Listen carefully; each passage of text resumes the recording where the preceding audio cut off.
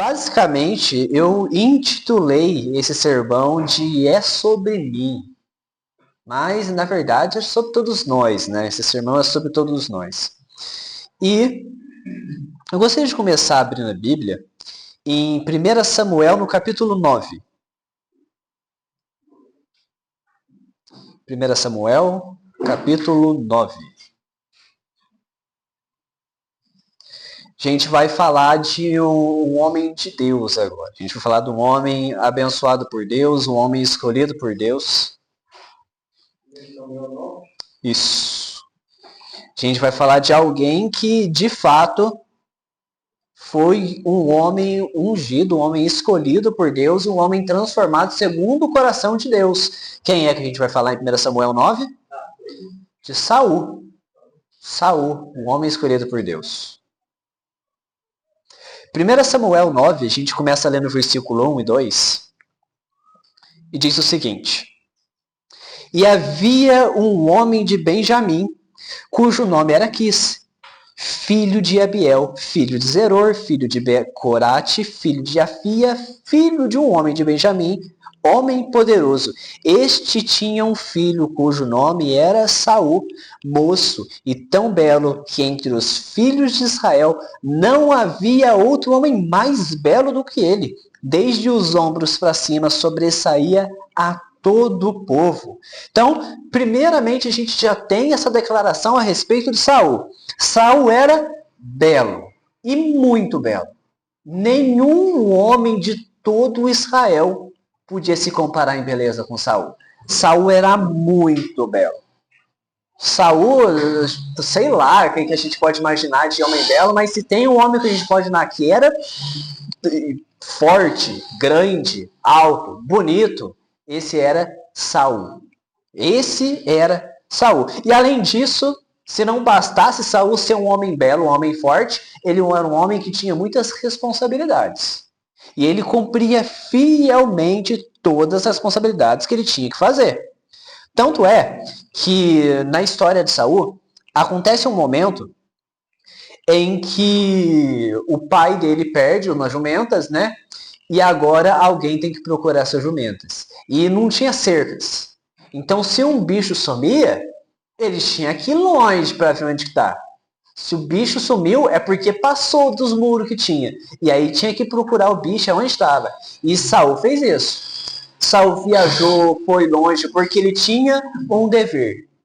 E Saul queria cumprir aquele dever que ele tinha. Ele tinha responsabilidades e ele iria cumprir essas responsabilidades. Então é assim que a gente tem Saul. Então, lá em 1 Samuel, no capítulo 9, só que dessa vez no versículo 20, diz: E quanto às jumentas, vamos só pegar mais um contexto, né? Acontece então que no meio disso, no meio dessa busca pelas jumentas, Saul decide, o amigo dele recomenda, fala: ó, Saul, vamos perguntar para o profeta é homem de Deus, e o homem de Deus vai saber aonde está essa jumenta. E aí Saul fala, tá certo, vamos lá então consultar a Deus, vamos ver onde que tá essas jumentas e tudo mais, né? E Saul então encontra Samuel, que é o profeta, o homem de Deus, né? E pergunta onde está as jumentas, aí vem a resposta, que está no versículo 20. E quanto às jumentas, que há 3 dias te perderam, não ocupes o teu coração com elas, porque já se assaram.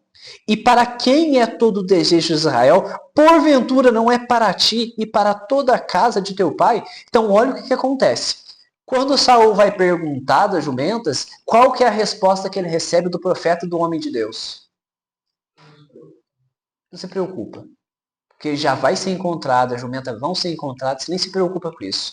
Só que eu digo algo a mais para você, Saul, o profeta falando. Se você está se preocupando com as jumentas, você se prepara. Porque você vai ter que se preocupar com todo o povo de Israel, porque todo o povo de Israel também vai servir você. Se você é dono dessa jumenta do seu pai, se você vai herdar essa fazenda do seu pai, eu te digo, Saul, que você vai herdar todo o povo de Deus para ser rei sobre ele. Então agora Saul, além de ser forte, além de ser belo, além de ser responsável, agora ele também é exaltado e ele é elogiado pelo próprio profeta, que significava a voz de Deus naquela ocasião. O próprio Deus exalta e reconhece a grandeza de Saul. Saul agora é elogiado de uma maneira tão grande. E é interessante, né? Porque Ellen White, no Testemunhos Seletos, ela vai dizer o seguinte: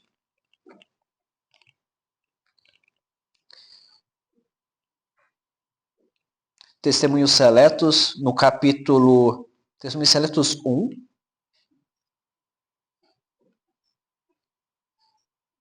Deixa eu abrir aqui.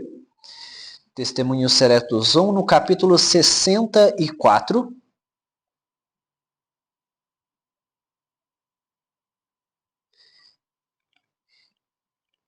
Ela diz assim: foi-me mostrado que é preciso haver muita cautela, mesmo tratando-se de desembaraçar pessoas de um fardo oprimente, para que não ponham sua confiança na própria sabedoria e se esqueçam de que dependem inteiramente de Deus. Não é bom elogiar a pessoa ou exaltar os talentos de um servo de Cristo. No dia de Deus, muitos hão de ser pesados na balança e achado em falta por causa da sua exaltação pessoal.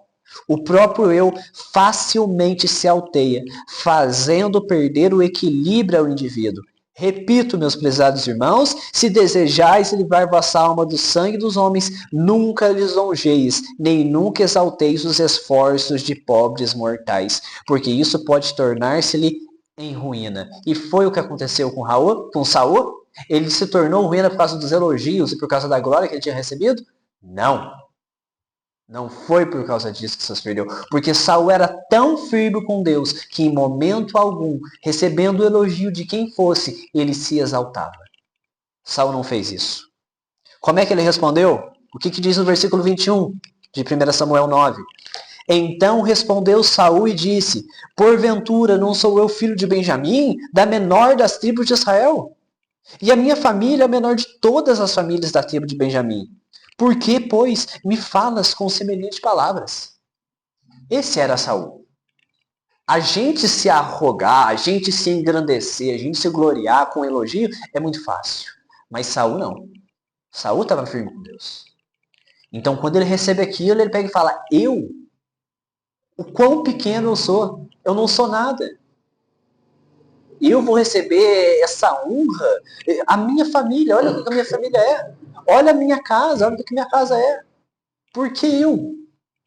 O que eu tenho demais? A gente está vendo a lição dessa semana sobre orgulho e humildade. Saul era extremamente humilde. Essa era a humildade de Saul. Saul era um homem verdadeiramente de Deus. É interessante, né? Saul reagiu exatamente como acontece lá em Filipenses. Filipenses 2. Do versículo 5 até o 9 diz: de sorte que haja em vós o mesmo sentimento que houve também em Cristo Jesus, que sendo em forma de Deus, não teve por usurpação ser igual a Deus, mas fez a si mesmo de nenhuma reputação, tomando a forma de servo, fazendo-se semelhante aos homens, e achando na forma de homem, humilhou-se a si mesmo, sendo obediente até a morte e morte de cruz. Por isso, Deus também o exaltou soberanamente e lhe deu um nome que é sobre todo o nome. Quando Saul tem aquela mente de Cristo que ele tinha, e ele se rebaixa, e ele se humilha, o que é que Deus faz com o nome de Saul? Exalta sobre todos os nomes. Vamos ver o que está escrito lá em 1 Samuel 9. Vamos voltar para 1 Samuel 9 para a gente continuar lendo a história de Saul. 1 Samuel 9, dessa vez vamos ler o versículo agora 22. Continuar a leitura. E diz assim: porém Samuel tomou a Saul ao seu moço e os levou à câmara e deu-lhes lugar acima de todos os convidados, que eram os 30 homens. Do mesmo modo, Saul é colocado acima de todos os homens que iam para perto do profeta. Imagina que o círculo do profeta era um círculo extremamente bem cuidado. São homens fiéis com Deus, homens firmes, verdadeiros servos de Deus. E Saul é colocado como o maior desses homens pelo próprio Samuel. 1 Samuel 10, versículo 1, a gente continua a história e diz: Então tomou Samuel um vaso de azeite e lhe derramou sobre a cabeça, e beijou-o e disse: Porventura não te ungiu o Senhor por capitão sobre a sua herança? E nesse momento, Saul aqui é tratado como um próprio tipo de Cristo, o primeiro ungido de Israel. O primeiro ungido de Israel. O significado de Cristo é justamente ungido, né? Messias significa um ungido. É esse, é Saul. Um homem que é um verdadeiro tipo de Cristo. E aí Samuel agora vai dar novas instruções. Após ungir Saul, Samuel dá novas instruções para ele no versículo 5 até o versículo 7 do capítulo 10 diz: Então chegarás ao outeiro de Deus, onde está a guarnição dos filisteus, e há de ser que, entrando ali na cidade, encontrarás um grupo de profetas que descem do alto e trazem diante de si saltérios, e tambores, e flautas, e harpas, e eles estarão profetizando. E o Espírito do Senhor se apoderará de ti, e profetizarás com eles, e tornar-te-ás um outro homem. E há de ser que, quando estes sinais te vierem, faz o que achar a tua mão, porque Deus é contigo. Versículo 9. Sucedeu, pois, que virando ele as costas para partir de Samuel, Deus lhe mudou o coração em outro, e todos aqueles sinais aconteceram naquele mesmo dia.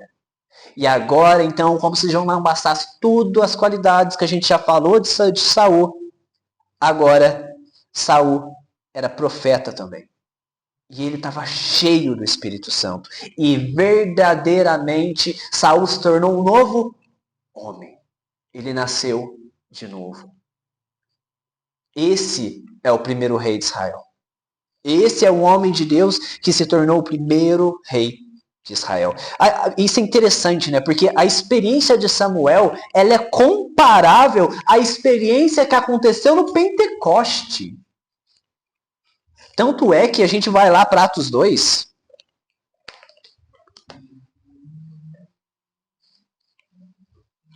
Atos 2.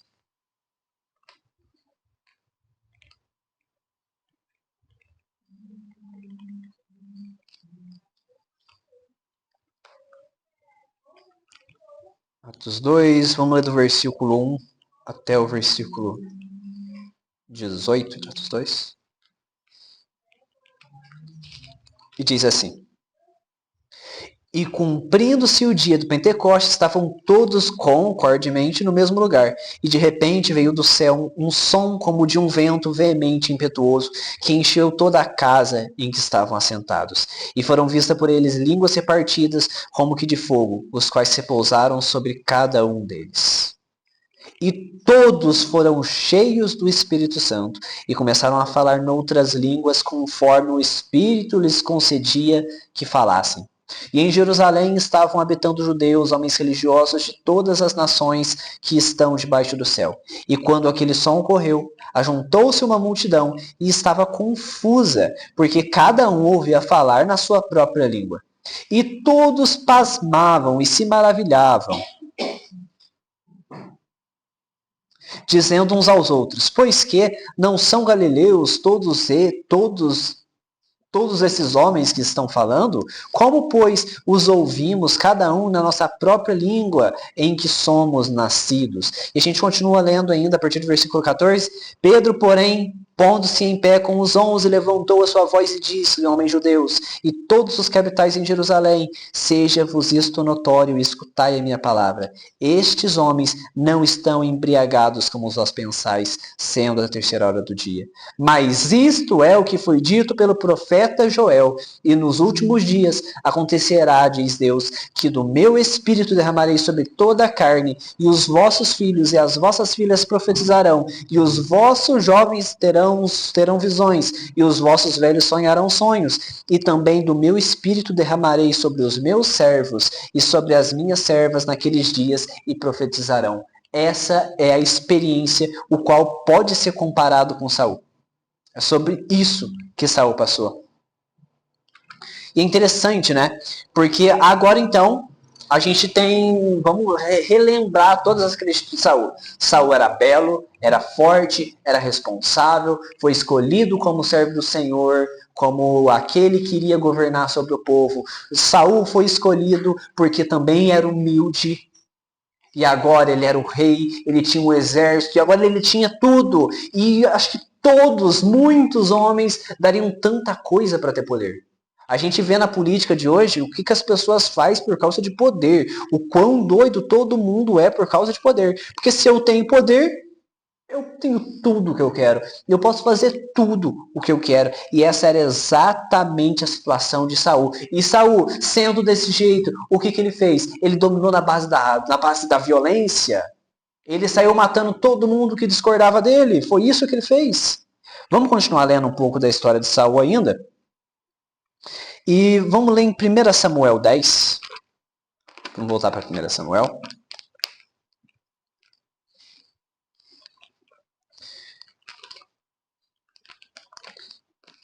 1 Samuel capítulo 10.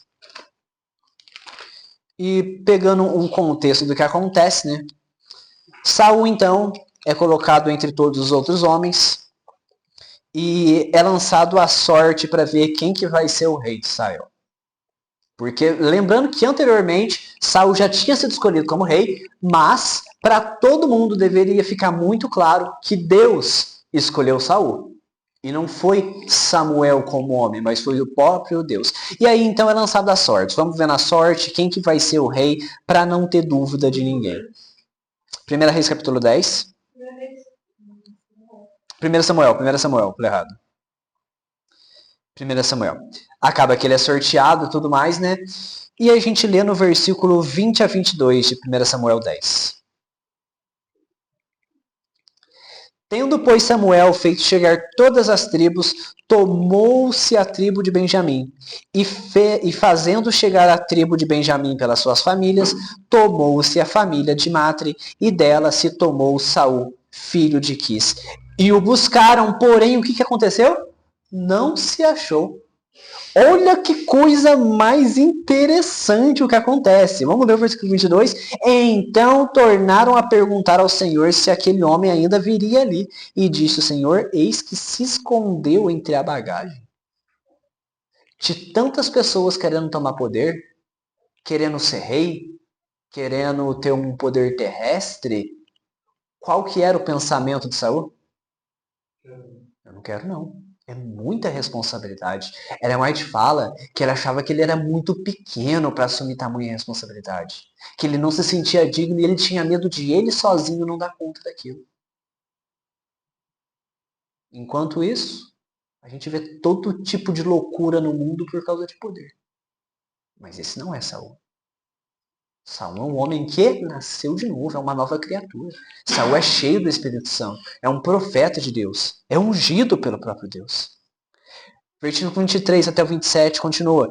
E correram e o tomaram dali, e pôs-se no meio do povo, e era mais alto do que todo o povo, desde o ombro para cima. Então disse Samuel a todo o povo, vede já quem o Senhor escolheu, pois em todo o povo não há nenhum semelhante a ele. Então jubilou todo o povo e disse, viva o rei, e declarou Samuel ao povo o direito do reino. E escreveu num livro e pô-lo perante o Senhor. Então despediu Samuel a todo o povo, cada um para sua casa. E foi também Saul a sua casa em Gibeá, e foram com ele do exército aqueles cujos corações Deus tocara. Quem eram aqueles que seguiam Saul? Aqueles que tinham o coração tocado por Deus. Essa era a liderança de Saul. Todos aqueles que eram verdadeiros servos de Deus olhavam para Saul e falavam, é esse homem que eu quero seguir, é esse homem que eu vou atrás e eu morrerei por esse homem de Deus. Esse era Saul. Versículo 27. Mas os filhos de Belial disseram, é este o que nos há de livrar? E o desprezaram e não lhe trouxeram presentes. Porém, agora Saul é rei. E como rei, ele pode mandar matar todo mundo que está discordando dele, igual diversos reis fizeram. Mas é isso que Saul faz? Porém, ele se fez como surdo. Ele só deixou os outros falar. Mesmo tendo todo o poder que ele tinha. Esse é ou não é um verdadeiro homem de Deus? Que quando humilhado, o que ele fez? Ele ficou calado. 1 Pedro 2.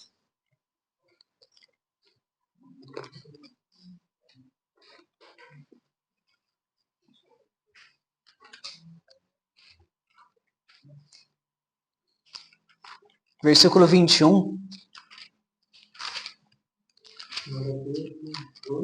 A partir do versículo 21 diz: porque para isto sois chamados, pois também Cristo padeceu por nós, deixando-nos os exemplos para que sigais as suas pisaduras, o qual não cometeu pecado, nem na sua boca achou engano. 23. O qual, quando injuriavam, não injuriava, e quando padecia, não ameaçava, mas entregava-se àquele que julga justamente. Esse era o caráter de Saul. Saul tinha o caráter de Cristo. Ele tinha a mente de Cristo. Ninguém podia duvidar da retidão de Saul, de que ele verdadeiramente era um homem de Deus, e por isso que todos seguiam Saul. Todos aqueles que verdadeiramente eram homens segundo o coração de Deus seguiam Saul, porque viam nele um verdadeiro servo de Deus. É isso que acontece. E aí é interessante, né? Porque então Saul agora vai passar pelo seu primeiro teste. É ungido rei, mas ainda não é coroado como rei. E ele vai passar pelo seu primeiro teste. Acontece que ele vai lutar contra os amonitas. 1 Samuel capítulo 11, no versículo 1, a gente lê o que acontece. Então subiu Naás, amonita, e sitiou a Jabes de Gileade. E disseram todos os homens de Jabes a Naás: faz aliança conosco e te serviremos. O que acontece é que os amonitas então vão dominar uma cidade dos filhos de Israel. E os filhos de Israel, com medo da morte, falam: por favor, amonitas, não nos destruam, a gente vai te servir. A gente se rende. E o que é que os amonitas fazem? Porém, Naás, amonita, lhes disse: com esta condição farei aliança convosco, que a todos vos arranque o olho direito, e assim ponha esta afronta sobre todo Israel. E aí acontece então a proposta, né? Tudo bem, você quer fazer aliança? Eu vou aceitar a aliança com vocês, mas todos vocês vão ter que arrancar o olho direito. E assim vocês vão ser humilhados perante mim. De tão violento e tão humilhante que foi aquela derrota daquela cidade de Jabes de Gileade. Só que no versículo 11, a gente vê o seguinte, versículo 11: e sucedeu que ao outro dia, Saul pôs o povo em 3 companhias, e vieram ao meio do arraial pela vigília da manhã, e feriram os amonitas, até que o dia aqueceu, e sucedeu que os restantes se espalharam, de modo que não ficaram 2 deles juntos, de tanto medo. Os amonitas temeram aquele reino, temeram aquele rei Saul. E assim Saul agora mostra para todos que tinham alguma dúvida que ele era o rei de Israel e ele tinha o poder sobre todo Israel. E o que acontece no versículo, deixa eu anotar aqui, no versículo 12 até o 15 diz: então disse o povo a Samuel: quem é aquele que dizia que Saul não reinaria sobre nós? Dai-nos aqueles homens e os mataremos. Olha que coisa. Então, vamos lá. Depois de Saul suportar as pessoas duvidando da autoridade dele como rei, agora todo mundo pega e fala: se tem alguém que não aceitou Saul como rei, traz aqui que a gente mata.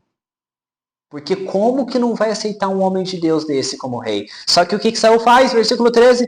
Porém Saul disse: hoje não morrerá nenhum, pois hoje tem sido feito pelo Senhor um livramento em Israel. E disse Samuel ao povo: vinde, vamos nós a Gilgal e renovemos ali o reino. É isso que é o caráter de Saul. Ele poderia destruir todos, mas ele não fez isso. Hoje, naquele dia, ninguém seria morto, porque Saul não governava na base do medo, e sim na base do amor. Esse era o governo de Saul. Era assim que Saul governava.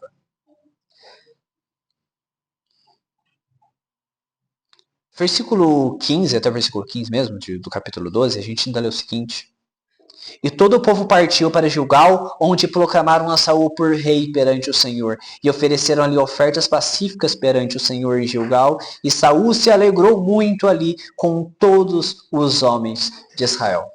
E agora, finalmente, a gente tem o reino de Saul fundado, ele coroado, e ninguém pode duvidar de Saul.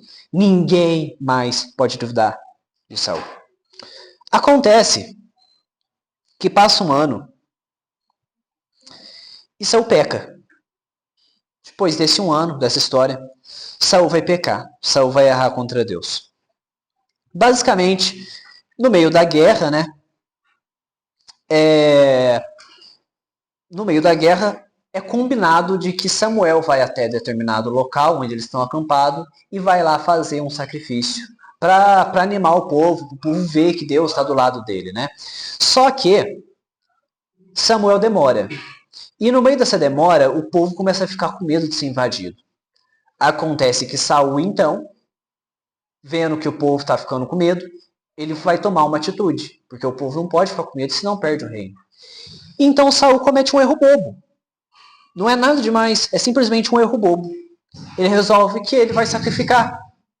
Ele mesmo vai matar o cordeiro e oferecer para Deus. Nada absurdo. Ele não vai queimar para uma estátua. Ele não vai adorar nenhum dos deuses. Nada demais. Ele só vai seguir todos os processos que tem que seguir, só que ele tem que fazer aquilo rápido. Porque não vai chegar, não vai dar tempo. E aí o povo vai ficar com medo e tudo mais e vai perder o reino. É um erro bobo. Não é nada grave. Só que acontece que esse erro bobo de Saul tem uma consequência. E do capítulo 8 até o versículo 12, do versículo 8 até o capítulo 12, do versículo 13, a gente lê. 1 Samuel 13, do 8 até o 12. Diz assim: Esperou Saul 7 dias, até o tempo que Samuel determinara. Não vindo, porém, Samuel a Gilgal, o povo se dispersava dele. Então disse Saul: Trazei-me aqui um holocausto e ofertas pacíficas, e ofereceu o holocausto. E sucedeu que, acabando ele de oferecer o holocausto, eis que Samuel chegou, e Saul lhe saiu ao encontro para o saudar. Então disse Samuel: Que fizeste? Disse Saul: Porquanto via o que o povo se espalhava de mim, e tu não vinha nos dias aprazados, e os filisteus já tinham ajuntado em Miquimás, eu disse: Agora descerão os filisteus contra mim a Gilgal. Ainda a face do Senhor não orei, e constrangi-me e ofereci o holocausto. O erro de Saul foi um erro nas melhores das intenções. Basicamente, ele queria prestar um culto a Deus. Ele fez coisa que ele não deveria fazer, que não cabia a ele fazer. Mas ele ofereceu um culto a Deus. Ele orou a Deus, clamou a Deus por misericórdia, pediu ajuda de Deus. Provavelmente pegou e falou a Deus: eu sei que a gente não consegue ganhar essa luta. E a gente depende unicamente de você para vencer essa luta. Acontece que no meio do processo ele acaba sacrificando e queimando o sacrifício que quem devia fazer era o profeta e não ele. Mas esse foi o erro dele. Foi um erro simples. Ele matou algum soldado que ele tinha muito próximo? Não. Ele adulterou com um soldado, com a mulher de algum soldado? Não. Foi um erro no meio de uma adoração. Basicamente, ele bateu uma palma quando não deveria. Tipo, não foi nada demais. Só que a gente vê que a consequência desse pecado continua, né?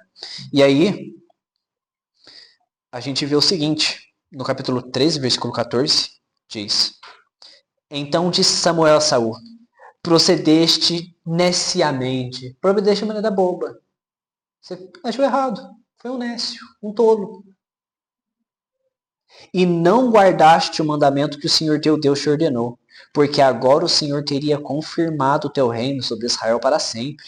Porém, agora não subsistirá o teu reino. Já tem buscado o Senhor para si um homem segundo o seu coração. E já lhe tem ordenado o Senhor que seja capitão sobre o seu povo, porquanto não guardaste o que o Senhor ordenou. E assim, um erro bobo, uma coisinha de nada, acabou, finalizou, destruiu aquele reino santo de Saul. É assim que é a história de Saul. Aquele homem humilde, agora, a partir de um pecado bobo, um pecado simples, agora ele começa a se perder. Ele começa agora a se entregar a todos os tipos de erro. E acontece então uma situação que vai mostrar claramente a mudança no caráter de Saul. Saul então perde uma batalha. Saul é derrotado, ele não perde a guerra, perde uma batalha contra os filisteus. E agora ele fica revoltado. Ele fica revoltado de ter perdido essa batalha. Como assim eu perdi uma batalha para os filisteus? Isso não poderia ter acontecido. E aí, ele vai propor o seguinte, ó. A gente vai batalhar de novo e dessa vez a gente vai ganhar. E ninguém vai poder comer nada enquanto a gente não ganhar essa batalha. Ninguém vai comer coisa alguma. Capítulo 14, no versículo 37, acontece o seguinte.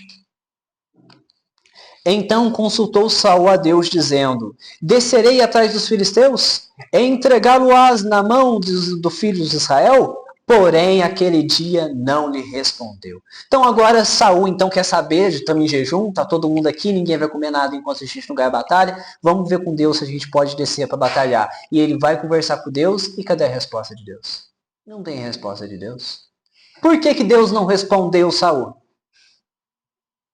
Por quê? Foi porque alguém tinha comido alguma coisa? Não. Mas porque Saul havia pecado, porque Saul era ímpio. Mas para Saul, era por causa disso que não foi respondida a oração? Não. Saul não viu que era ele o problema. Saul pensou, peraí, se não ouviu uma oração, não é porque eu sou ímpio, não é porque eu sou pecador, deve ser porque alguém comeu alguma coisa que eu falei que não podia comer e assim a gente quebrou o nosso jejum. Não sou eu o culpado, é alguém. E aí então, vamos na sorte, né? Vamos descobrir, Deus vai revelar quem que não comeu. Então disse Saul, versículo 38, chegai-vos para cá, todos os chefes do povo, e informai-vos e vede em que se cometeu hoje este pecado. Qual era o pecado? Desobedecer, Saul. O pecado era desobedecer a Deus? Não. O pecado era desobedecer Saul, porque vive o Senhor que salva Israel, que ainda que seja em meu filho Jonatas, certamente morrerá. E nenhum de todo o povo lhe respondeu. É isso que está acontecendo nesse momento. Aquele homem se torna ímpio. Versículo 43, disse então Saul a Jonatas, declara-me o que tens feito. E Jonatas lhe declarou e disse, tão somente provei um pouco de mel com a ponta da vara que tinha na mão. Eis que devo morrer? Então disse Saul, assim me faça Deus e outro tanto, que com certeza morrerá Jonatas. Esse era o caráter de Saul. No passado, aquele homem disse o quê? Abre pra gente no capítulo 11, versículo 13, alguém, por favor? 11, 13.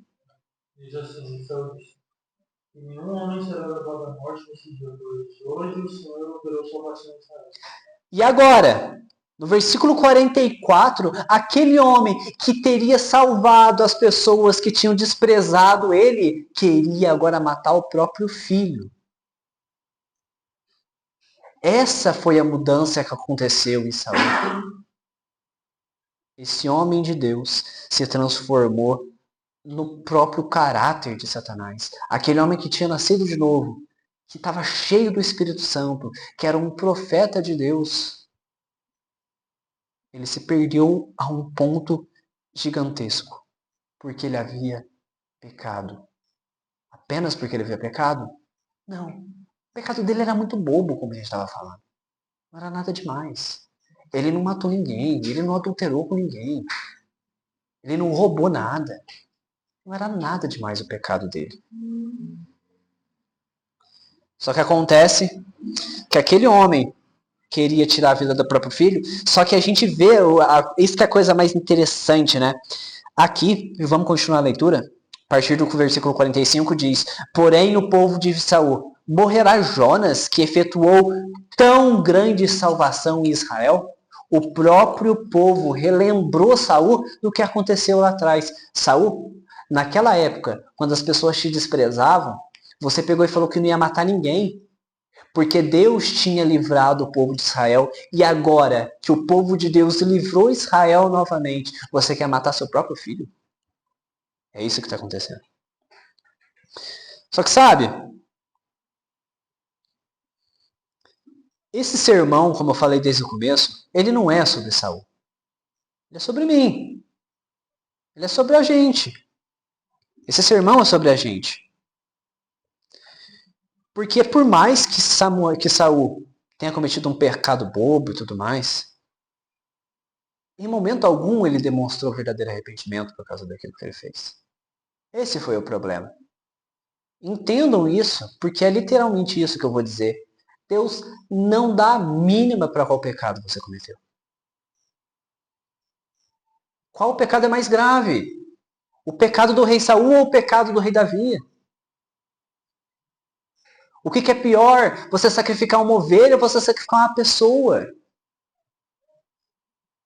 O que é pior? Você queimar um pedaço de carne ou você se queimar no meio da lascívia e do adultério? Quem pecou pior? Quem foi o pior pecador? Foi Davi ou foi Saul? Só que qual é a diferença entre Saul e Davi? Existe apenas uma diferença entre Saul e Davi. Um salmo é a diferença entre eles, que é o Salmo 51. Salmo 51 mostra qual era a diferença de Davi para o rei Saul.